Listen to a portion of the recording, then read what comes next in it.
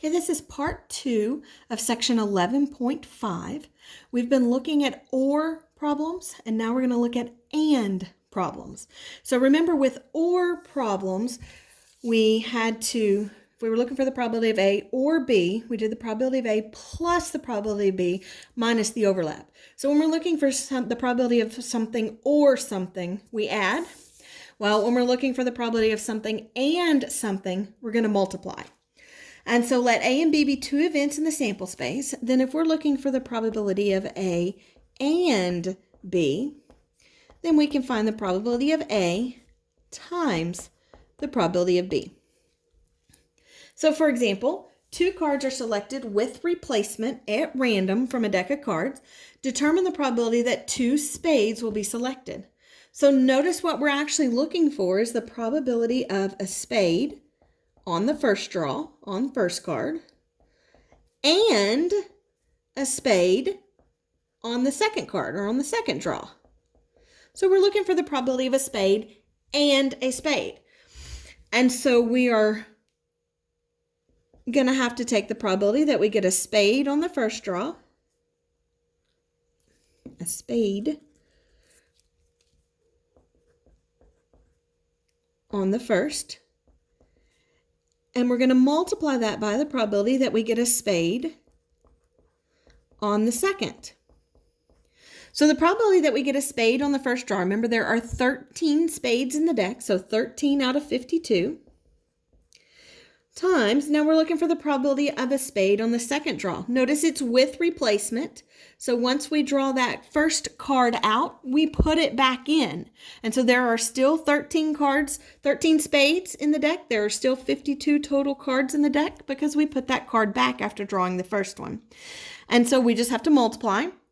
And so when we multiply, we end up with 169 out of 2704. And so that would be the probability that we get a spade on the first draw and a spade on the second draw.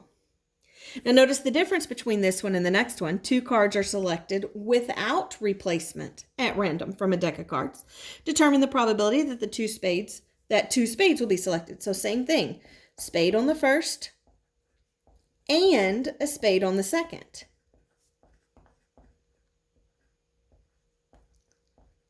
And so again, we're going to multiply the probability of a spade on the first draw times the probability of a spade on the second draw. But the difference is we're not putting the card back this time. Once we draw that first card out, and we assume it's going to be a spade, once we draw a spade out the first time, we are not going to put it back in the deck. So notice it's not going to change our first draw. For the first draw, we still have 13 spades in the deck out of a deck of 52 cards.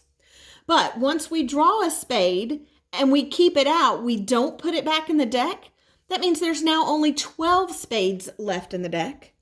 And the deck doesn't have 52 cards. It only has 51 because we've pulled that first spade out and we've kept it out.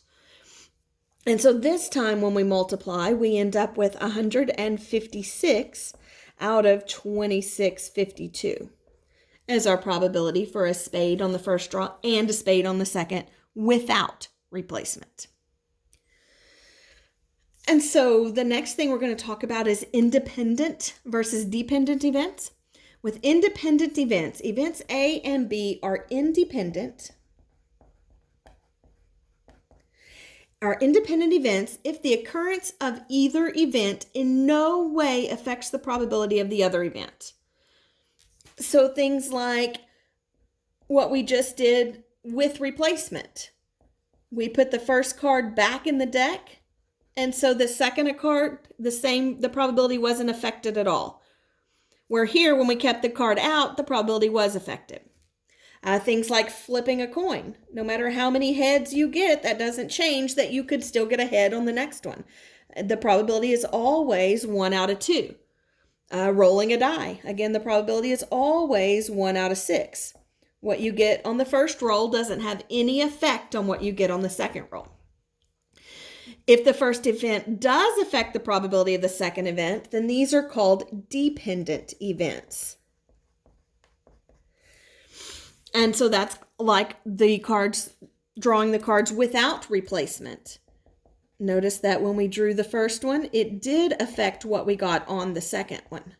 When we kept out that spade, it changed the probability of getting a spade on the second one. Things like predicting the weather.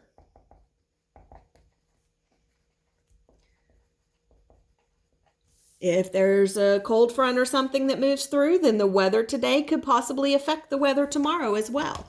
And so those are not independent events. Those are dependent events. So a few more examples of probability of and probabilities on the next page. On the first one, we have a couple has 3 children. Assuming independence, meaning that you get a boy on the first doesn't have any effect on whether you get a boy or a girl on the second or the third child. So assuming independence, determine the probability that all 3 children are boys. Now we could draw a tree diagram. We could list out all 8 of our sample spaces, outcomes in our sample space, and then we could see how many are all boys. Or we can just look at the multiplication rule. If I'm looking for the probability that all 3 are boys, I'm looking for the probability that the first is a boy, and that the second is a boy, and that the third is a boy.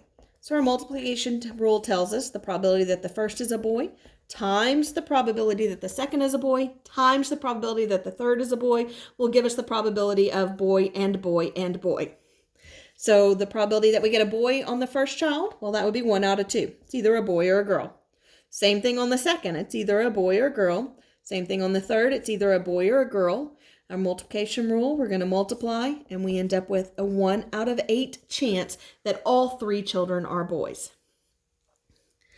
We want to know what's the probability that the youngest is a girl, the middle is a boy, and the oldest is a girl. And so again, it's going to be the probability here of the first and the second occurring and the third occurring. And so we're going to multiply. Well, the probability that the youngest child is a girl is 1 out of 2. The probability that the middle child is a boy is 1 out of 2. And the probability that the oldest child is a girl is 1 out of 2. Multiplication rule, we multiply. The probability that we get a girl and then a boy and then a girl would be 1 out of 8. I want you guys to try the next one. We've got a sample of 75 people that gave us this information. 33 people said they get their information from their health insurance from a managed care plan. 27 people said they get their health insurance from a traditional insurance plan. And 15 people said that they do not have insurance, health insurance. And so I want you guys to assume 2 people were selected at random without replacement. Determine the probability that they both had managed care, neither had traditional. The first had traditional and the second had managed care. At least one had traditional. So see if you can figure these out. Pause the video here and try this one on your own.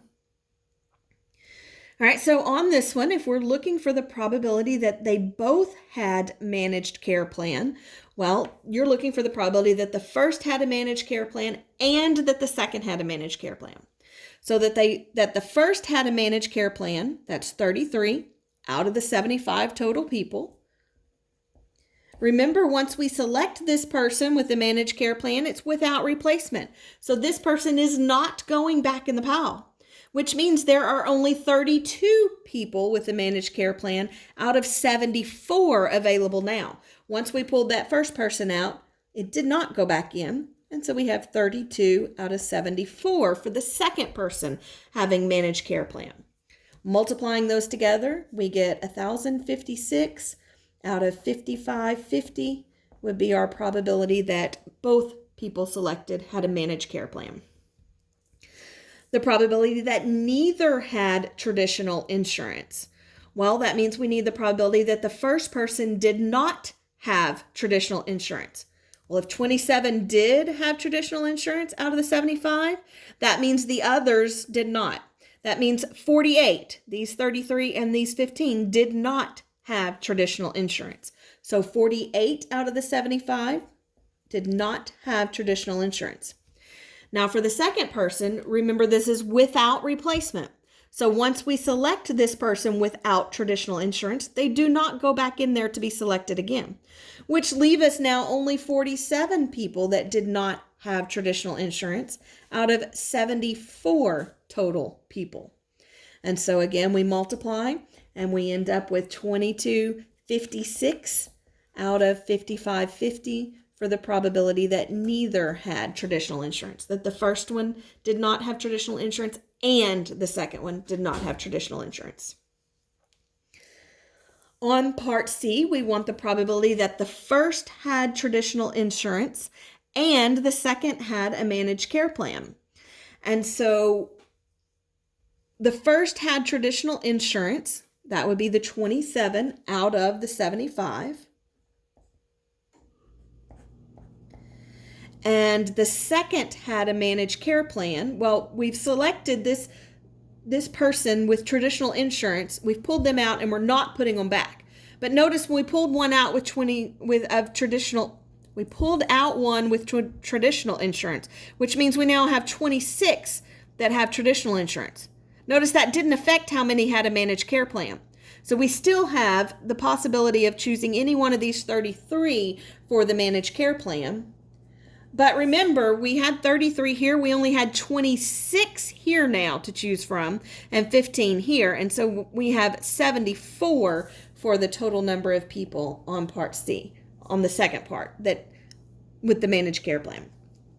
And so when we multiply, we get 891 out of 5,550 would be the probability that the first had traditional insurance and the second had a managed care plan. Let's ignore part D.